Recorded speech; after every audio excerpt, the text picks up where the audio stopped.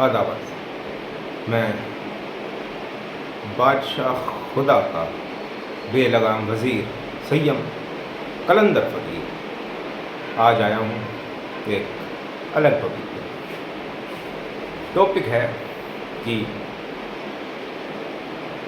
ज़िंदगी और वजूद के कुछ अनदेखे पहलू।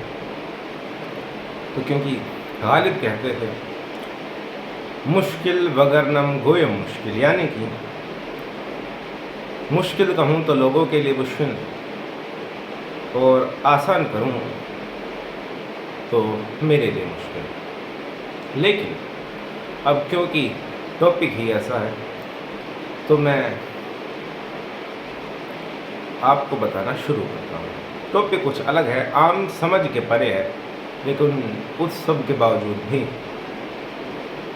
मैं पर्दे हटाऊंगा, चिलमनवा करूंगा और कुछ राज खोलूंगा ताकि आपसे फैज़ याब हो सके। अब टॉपिक ये है अस्तित्व, वजूद या तमाम कायनात। ध्यान रखें कि बहुत पहले वजूद हुआ, नॉन मैटर से मैटर वर्ल्ड बना। कुछ नहीं था तो कुछ नहीं था, हुआ तो जलवा लगा। जलवा कमाल का है। ऊर्जाएं दो रूपों में बटी, आनंद बिखरा। एक ऊर्जा के दो टुकड़े हुए, नर नारी। उनको जीवन में जीवन भोगने के लिए, आनंद भोगने के लिए खुदा ने भेजा। तो पहले मैं कुछ बात करूं प्रकृति की बात करूं। एक बात है या एक सच है, हकीकत है कि जो ये पूरा वजूद है, अस्तित्व है, एग्जिस्टेंस है, ये एक पूरी एक बॉडी है, खुदा की बॉडी, भगवान परमात्मा गॉड की बॉडी है, जिसमें पेड़, पत्थर, कंकर, इंसान, तोते, बिच्छू, जीव, यहाँ तक कि निर्जीव भी उसकी एक बॉडी है। उसने बॉडी बनाई है। पत्तों में भी वही है, पत्थरों में भी वही है, रेत में भी वही है, गर्द में भी वही है, थूक मूत में भी वही है, गंदगी में भी वही है, खूबसूरती में भी वही है। तो उसका जलवा है। फिर उसने अब सोचे कि झरने बह रहे हों, हवाएं चल रही हो, फूल खिल रहे हों और पेड़ फलों से लदे हों, लेकिन इसमें जीव ना हो। परिंदे, बिच्छू, माइक्रो ऑर्गेनिज्म, मछलियाँ, बंदर, वानर और हम होमो सैपियंस। तो ध्यान रखें कि उगे हुए फलों का, खिले हुए फूलों का, बहती हुई नदियों का, चलती हवाओं का कोई मतलब नहीं है जब कोई भोगने वाला ही नहीं है। तो फूल पड़े पड़े खिले खिले मुरझा जाएंगे और फल सड़ जाएंगे, उन्हें कोई खाने वाला, भोगने वाला नहीं। तो हम यहाँ पर जो भी जीव हैं, जो भी प्रजातियाँ हैं, जो जीवित जीव हैं, वो खुदा ने बनाए खुद से और जीवन में भेजा। इसी को 84 योनियाँ कहते हैं। 84 मतलब जो 4 राशियों में बटी हों। कुछ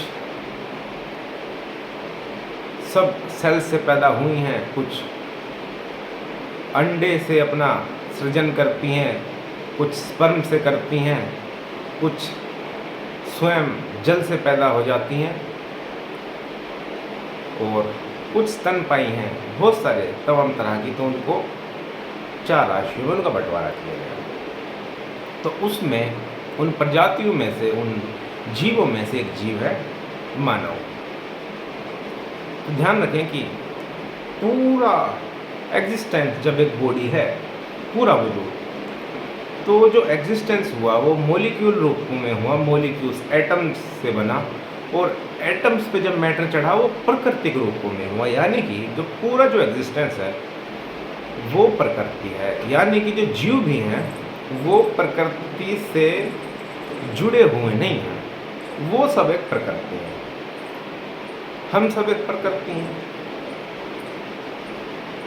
और जितने भी आप अब बाकी जीवों को हटाए हम इंसानों पे आ जाते हैं, उन्नत मानव होमो सैपियन सैपियन, हम आप सब। तो जो होमो सैपियन सैपियन है वो भी चाहे अफ्रीका किसी छोटे से छोटे गांव में लेकर अमेरिका के बड़े बड़े शहरों में, हिंदुस्तान के उप महानगर में या महानगरों में रहने वाले इंसान, सब एक बहुत बड़ा परिवार है।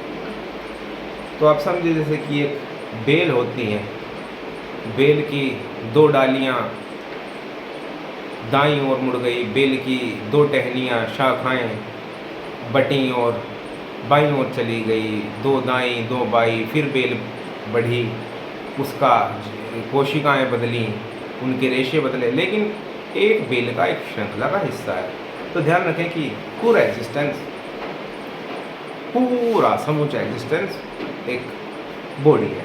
यहाँ तक कि जो चांद और सूरज हैं वो भी पृथ्वी के हिस्से हैं। पृथ्वी चांद का एक हिस्सा है, चांद सूरज का हिस्सा है, तारे सितारे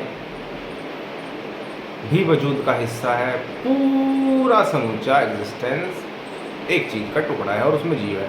हर जीव में भी एक दूसरे के तत्व मौजूद हैं, यानी कि एक बड़ी बॉडी। तो अब मैं जिस पहलू को खोलना चाहता हूँ वो ये है कि हम सब एक प्रकृति से जुड़े हुए नहीं हैं, हम सब एक प्रकृति हैं, जीवित प्रकृति। अब प्रकृति पे हम पे अब आप सोचोगे कि सूरज उगता है ढलता है, आधे दिन वो उस पर किसी पेड़ पर या इंसान पर छाँव पड़ती है, फिर धूप पड़ती है। एक पहलू छाँव का होता है, एक पहलू धूप का होता है, एक परत छाँव की आती है, एक परत धूप की आती है। तो जब उसके असर किसी पेड़ पर पनपने की वजह बनते हैं, उसी तरीके से हमारे भी कोशिकाएं धूप से छाँव से, धूप से छाँव से बढ़ती है, पनपती है। इस तरह खुद हमारा विकास होता है। और ध्यान रखें कि जैसे आपने देखा है कि अगर किसी पेड़ का, बड़े पनपे हुए पेड़ का तना काटा जाता है तो उसमें सर्कल्स बनते हैं ज़्यादा घेरे, जो उसकी उम्र बताते हैं। ऐसे ही जो ह्यूमन है उसका जेनेटिक विकास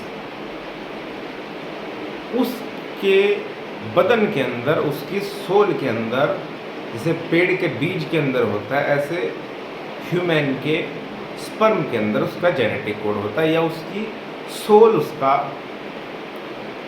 इनबिल्ट इंफॉर्मेशन को स्टोर करती है, जो उसके रिवर्स में काम आती है। जितना सीख के जाते हैं उससे आगे हमको नेक्स्ट एवोल्यूशन मिलता है। तो जो मैं प्रकृति पे आपको बात बता रहा था वो ये है कि एक ये पहलू है कि क्योंकि हम सब प्रकृति हैं, तो ध्यान रखें एक वजह है कि हिंदुस्तान में राम और कृष्ण क्यों पैदा हुए। ध्यान रखें कि राम और कृष्ण एक उन्नत मानव थे, एक बड़े क्रिएटिव माइंड होमो सैपियन सैपियन, जो आम जंगली वानरों से उन्नत थे। उनके पास दिमाग था और वो उन्नत जीवन रखते थे, उन्नत सोच रखते थे, और उनका जीवन बिल्कुल उन्नत मानव का तरीका था, आम पिछड़े वर्ग से ऊपर। तो राम और कृष्ण उन्नत क्यों हुए? तो इसके एग्जाम्पल्स क्या हैं?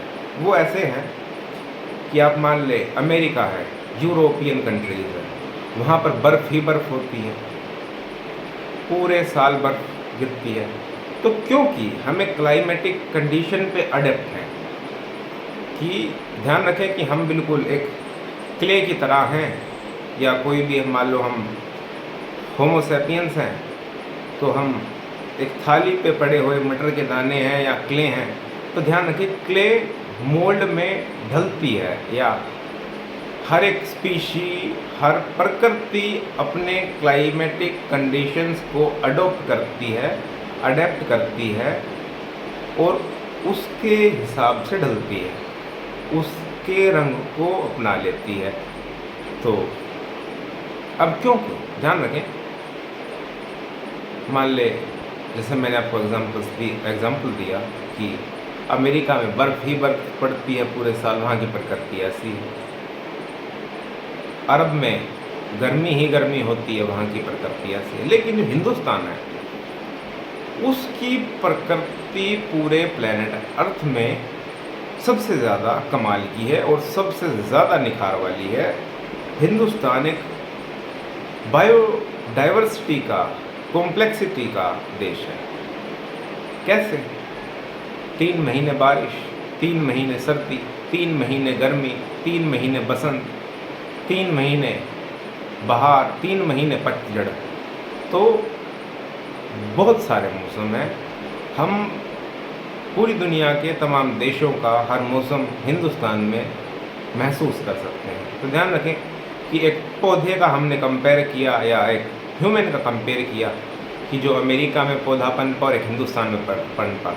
तो ध्यान रखें उस पौधे पे 365 दिन बर्फ़ ही बर्फ़ का आवरण है अमेरिका में पैदा होने वाले में, लेकिन हिंदुस्तान के पनपे पौधे में 3 महीने बारिश का है, 3 महीने सर्दी का है, 3 महीने गर्मी का है, 3 महीने पतझड़ का है, 3 महीने बसंत का है। तो इसमें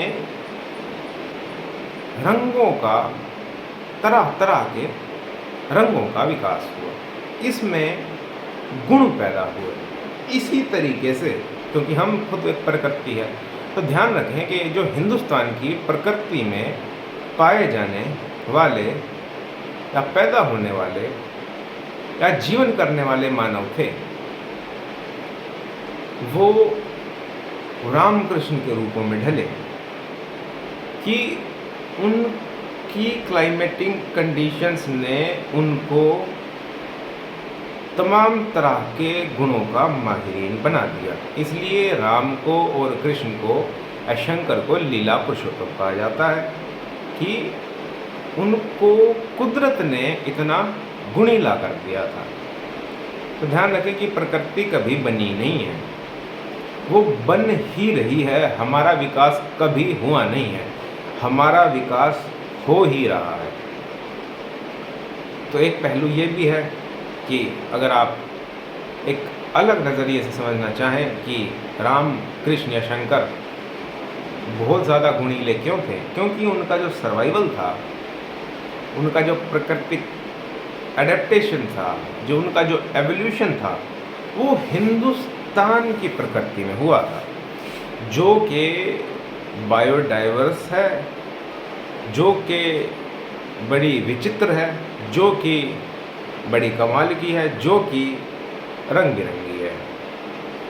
इसलिए वहाँ के पैदा होने वाले होमो सैपियन सबसे ज़्यादा गुणीले थे और उनका सर्वाइवल बड़ा स्ट्रॉन्ग और कमाल का था। एक पहलू ये, और ध्यान रखें कि उसके बाद और बहुत सारा विकास हुआ जीवन का, और वक्त को 3 खंडों में बांटा, भूतकाल, भविष्यकाल और वर्तमान काल। लेकिन अगर काल की डेफिनेशन आपके दिमाग से हटा दी जाए और आपसे पूछे कि वक्त क्या है, तो आप जो समझने वाले लोग हैं वो समझते हैं कि वजूद में एक तरह से समझाया जाए तो सिर्फ एक लम्हा है, वो हाल है, और हम सब आगे बढ़ रहे हैं। तो बांटने के लिए वैसे सही है कि वक्त को 3 चीज़ों में या जीवन को आगे चलाने के लिए सबको एक इन्फॉर्मेशन से बांधा जाए, चलाया जाए। लेकिन जानने वाले जानते हैं कि जो सत्य जिसे कहते हैं वो क्या है, यही है, यही प्लैनेट अर्थ है और हम इसके उन्नत मानव हैं, यहाँ पे जीवन करने के लिए आए हैं। तो दिमाग से बहुत सारी अवधारणाओं को हटा दे जो आपको अच्छा भरपूर जीवन जीने में अटकल पैदा करे। और कुछ और पहलू मैं आपको बताऊं तो वो ये है कि वानर ह्यूमन का जो दिमाग है वो कुछ इस तरह का है कि वो कुछ अलौकिक चीज़ खोजना चाहता है, लेकिन एक सेलेक्टिव माइंड, एक क्लियर माइंड अच्छा जीवन जी सकता है। तो ध्यान रखें कि जीवन की एक खास बात ये है कि हमने जाना तो ये जाना, जो नहीं है वो खूबसूरत है, या यूँ कहें कि जिस चीज़ को जान लिया जाता है उसके मज़े चले जाते हैं। तो इसमें हुआ यूँ कि जो ह्यूमन माइंड है, अब ले दे कि हम कोई परमात्मा तो हैं नहीं, हम सब कौन है, होमो सैपियन सैपियन, जो अपने दिमाग के बलबूते पर चीज़ों को समझता है और जीता है। हम में खूब यही है कि बाकी प्राणियों की मुकाबले हम ऊपर इसलिए हैं क्योंकि हम दिमाग रखते हैं। तो इस दिमाग का हमको सही इस्तेमाल करना चाहिए। और जो मेन टॉपिक था क्लियर माइंड का, क्लियर माइंड का टॉपिक मैं आपको बताऊं कि आप एक प्लेनेट अर्थ के एक स्पीशी हैं, स्पीशी में आप एक होमो सैपियन सैपियन। तो ध्यान रखें कि ए होमो सैपियन सैपियन, तू एक होमो सैपियन सैपियन के तरीकों से सोच, यानी कि तू सोच होमो सैपियन सैपियन की प्रजाति ज़रूर होती है लेकिन उसकी जाति नहीं होती। इसका मतलब तो समझा? इसका मतलब ये है कि तुझ पे जो इन्फॉर्मेशन है जाति की, जो समाज ने तुझको दी है, प्लेनेट अर्थ के वानर को, जो सबकॉन्शियस माइंड में तुझे पैदा होते ही तेरे कान में तेरे आसपास के वानरों ने डाल दी, या आसपास के सोए हुए वानरों ने, ना जागे हुए वानरों ने डाल दी। उस इन्फॉर्मेशन को तो पास ऑन मत कर, मानने पे ध्यान ना दे, जानने पे ध्यान दे। और जाति के तौर पे जीवन मत जी, पर जाति के तौर पे जीवन जी।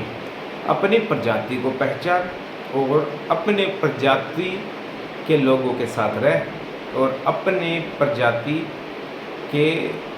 की औरत से शादी कर, अपने प्रजाति के, अपने प्रकृति के साथ समन्वय स्थापित करके जीवन जी। इसको परिपूर्ण जीवन कहा जाता है। और ध्यान रखें, क्लियर माइंड ही प्लेनेट अर्थ पे जीवन जी सकता है। तुझको समाज सिखाएगा कि भूत नाम की कोई चीज़ होती है।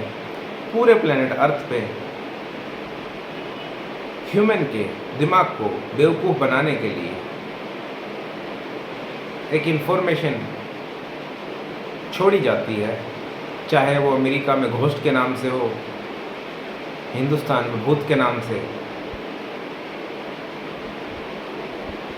इस्लामिक कंट्रीज़ में जिन्नात के नाम से हो, साउथ इंडिया में यक्ष यक्षिणियों के नाम से हो, लेकिन एक खौफ फैलाया जाता है। और ध्यान रखें कि व्यक्ति विशेष को खौफ सिर्फ मौत का होता है, और मौत का भी किसका खौफ है? अपनी मौत का।